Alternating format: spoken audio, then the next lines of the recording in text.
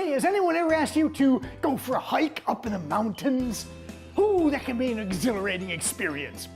But there's never ever been a hike like the one Jesus took his friends on. Man, remember that time they were down at the base of the mountain and Jesus said, hey, Peter, James, and John, come with me, we're going up. So they're hiking and hiking and hiking and hiking and hiking, and at one point they get to a little clearing and all of a sudden, Jesus is transfigured. His face becomes radiant as the sun. His clothes become white and bright, incredibly so.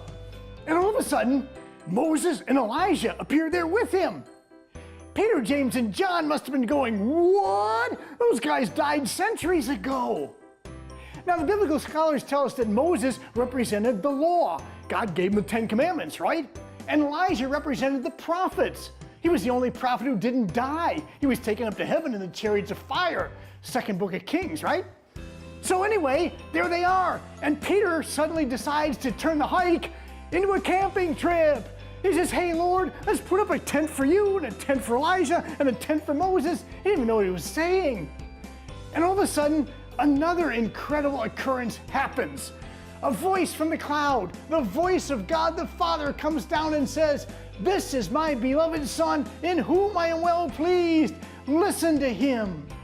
So Peter, James, and John just hit the earth. They are terrified.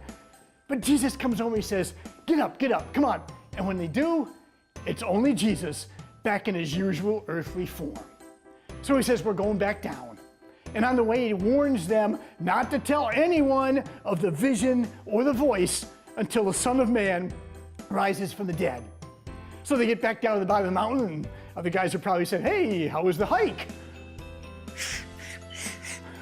It was fabulous. We'll tell you about it later.